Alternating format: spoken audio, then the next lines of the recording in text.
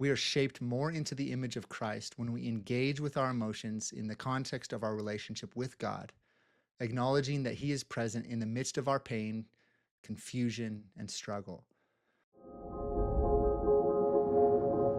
Hey, welcome back to the channel. I want to share a quote I heard from Kurt Thompson the other day on a couple episodes of his podcast, the Being Known podcast. He said, "We pay attention to what is emotionally salient." This idea is a powerful insight that speaks to how we as human beings engage with the world. As a storytelling species, we are wired to focus on what captures our emotions. Dr. Thompson delves deeply into this, discussing how emotion is the fuel that drives our attention, shapes what we remember, and ultimately dictates what we anticipate in the future. We're going to explore this idea today in several contexts: spiritual formation, discipleship as Dallas Willard defines it, leadership development based on the ideas Leading with Story by Rick Sessoms, and of course, marketing and communications for the church in the digital age. Let's break it down and look at how these emotional triggers in storytelling can guide how the church functions in a world that is more connected, yet, in a very real sense, more isolated than any other time in human history. When we think about spiritual formation, it's important to understand that it isn't just an intellectual process. Spiritual formation isn't about simply learning more facts or gaining more knowledge. It's a deeply emotional and relational journey. The truth is, we pay attention to the things that emotionally resonate with us. This isn't just true of marketing or leadership, it's true of our very walk with God. Dallas Willard describes discipleship as the process of becoming who Jesus would be if He were you. It's about more than just following rules, intellectual assent to the correct doctrine, or checking off boxes in our spiritual lives. Discipleship is about being conformed into the image of Christ. It's about character development into Christ-like character. This process of becoming like Christ involves not only our minds, but also our emotions. Our emotions are central to how we form our identity. And as we grow spiritually, we're invited into a deeper understanding of our own story, our emotional experiences, and how they fit within the grand narrative of God's redemptive work. God is a storyteller. As we've discussed countless times on this channel, the Bible is a single redemptive narrative. From Genesis to Revelation, it is the story of creation, fall, redemption, and restoration. If we don't connect emotionally to the story of Scripture or understand it not simply as a list of rules or guidelines for life, although it is that, but more importantly, a redemptive narrative of God's relentless pursuit to redeem and reconcile humanity back to a right relationship with Him through His Son, we can easily overlook its impact. That process of spiritual formation or character development into Christ-likeness requires us to pay attention to the emotional aspects of our lives. We must be willing to engage with the parts of our story that are difficult or painful. When we do, we open ourselves up to deeper healing and transformation.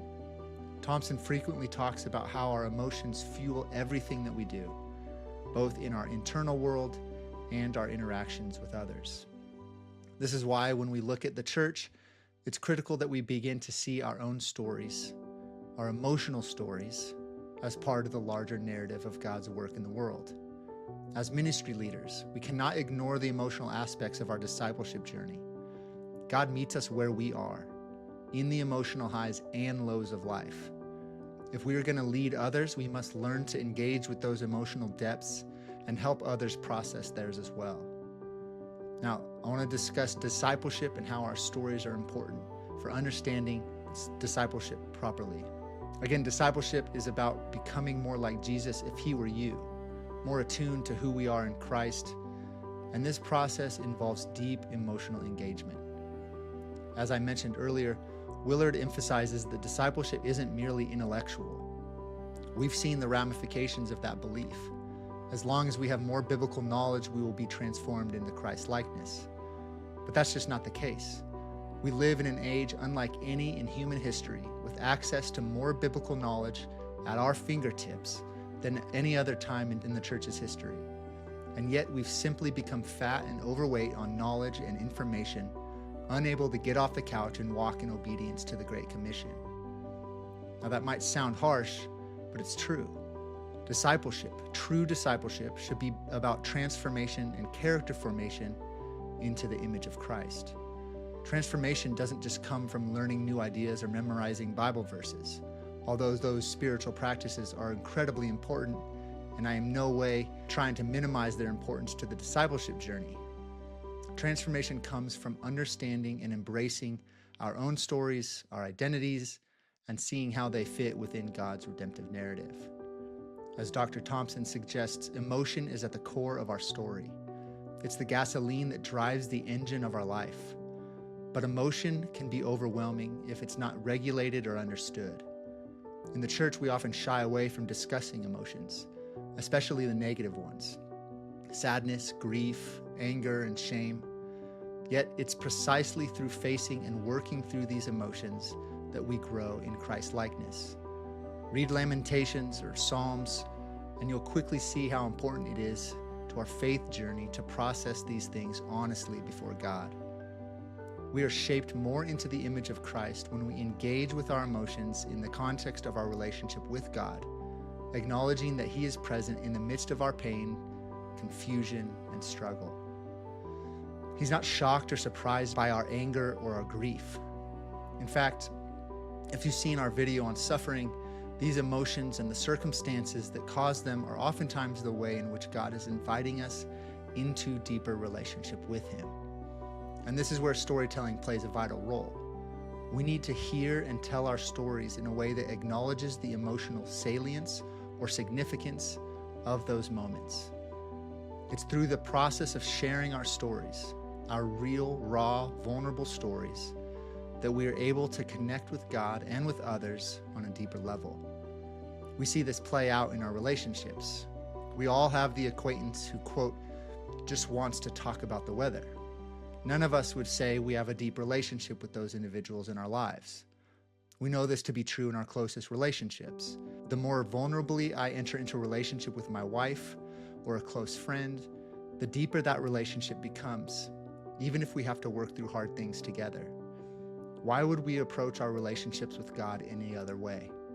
Do we really believe that He's unaware of what's going on in our hearts? Why is it that we feel the need to have our act together when or before we approach the throne? When we share our stories in the church, we invite others into our emotional experience. When we tell our stories faithfully and honestly, we don't hide behind a mask of perfection, but instead offer a glimpse into our struggles and triumphs, trusting that God is at work in our stories. True discipleship, according to Willard, involves engaging with our full selves, not just the intellectual or moral parts, but our emotional selves as well. And this is where the emotional salience of storytelling comes into play. We need to pay attention to the stories that are being told in our lives. We need to listen deeply to the emotions that drive these stories and allow them to shape us. But what about storytelling and its impact on leadership development? Leadership is another area where emotional salience plays a significant role. Rick Sessums in Leading with Story emphasizes that effective leaders are not just decision makers, they are storytellers. They understand that the power of story is one of the most influential tools a leader has. But here's the thing, we connect emotionally with leaders who tell stories that resonate with our own emotional experiences. If a leader is unable to connect on an emotional level, their ability to lead effectively will be eliminated. As a ministry leader, storytelling isn't just about communicating information. It's about helping people connect with the broader story that God is telling through His people. Leadership in the church must be built on a foundation of relational connection, something that can only happen when we are willing to tell our stories and listen to the stories of others. When we share our stories, our joys, struggles, and triumphs, it becomes easier to lead with authenticity and vulnerability. Leaders who are able to share their own emotional experiences with those they lead can build trust and inspire others to share their own stories, which fosters deeper relationships and stronger communities. The role of storytelling in leadership is not only about sharing personal experiences, it's also about recognizing the emotional needs of those we are leading. Leaders must learn to listen to the emotions behind the stories of those around them. They must pay attention to the things that matter emotionally to the people they lead. This level of emotional awareness allows leaders to guide others in ways that acknowledge their struggles, validate their feelings, and provide a path for growth. As Dr. Thompson points out, emotion drives attention. What we feel emotionally grabs our attention and dictates where we focus our energy. A leader who understands this dynamic can create an environment where people feel heard, valued, and understood. This makes them more likely to engage in the work of discipleship and to follow the lead of someone who acknowledges their emotions and responds with empathy and care. Finally, let's look at how emotional salience impacts marketing and communications for the church. Since the advent of all things digital, the church has been facing new challenges in how it communicates its message. While traditional methods of communication still have a place, the digital space has become the primary arena where people connect and engage with content, but more importantly, a primary place where they place their attention. As a result, the church must learn to adapt to this new reality and find ways to effectively tell its story in the digital space. We have to be willing to effectively go where attention is. One of the most powerful tools we have for engaging people in the digital space is storytelling. But storytelling in marketing isn't just about sharing facts or promoting events. If you've seen our video on the definition of story, you'll know what I'm talking about. It's about crafting messages that emotionally connect with people. Whether it's through video, social media, or websites, the church must learn to tell stories that resonate with the emotional lives of its audience. The power of storytelling in marketing is that it allows people to see themselves in the narrative. When we tell stories that speak to people's emotions, whether it's their longing for belonging, their struggles with faith, or their hopes for the future, people are more likely to engage. They see the church not as an institution or a business, which has been one of the biggest flaws in the church in the last century, but as a community of people who understand their emotional needs and are there to walk alongside them in their journey. Marketing in the church shouldn't be about selling something. It should be about creating a connection, a relationship based on shared emotions, experiences, and stories. We don't need to have all the answers to provide a perfectly polished message. What people are really looking for is authenticity. They want to know that the church sees them, hears them, and cares about their story, that the people within that church can relate to where they are at and meet them there. By telling stories that reflect the emotional salience of people's lives, we can create a more engaging and compelling message. This kind of marketing builds trust and fosters genuine relationships, something that can be incredibly powerful in a time when so many people are feeling isolated, disconnected, and searching for meaning. So what do we do with all this? The first step is to start paying attention to our emotions. We need to recognize that our emotional experiences are valid and that God can meet us in those places. We need to begin to tell our stories that reflect our joys, our sorrows, and our struggles. These stories are not just about us. They're part of the larger story God is telling in the world. And when we share our stories, we invite others into that narrative. As ministry leaders, we must learn to engage the emotional lives of those we lead. Leadership isn't just about providing answers or direction. It's about listening deeply to the stories and emotions of others, acknowledging their struggles and guiding them through those challenges. By telling our stories authentically and leading with empathy, we create a space for people to grow, heal, and experience God's transformative power in their own lives. And as the church embraces storytelling in the digital age, we must remember that marketing isn't just about selling. It's about creating a connection. We need to tell stories that reflect the emotional realities of the people we're trying to reach. Only then will we be able to engage them in the way that is both meaningful and lasting and contextually relevant to how people behave in digital. So let's pay attention to what is emotionally salient. Let's engage with our stories and the stories of those around us. And let's allow God to use those stories to transform lives and further His kingdom.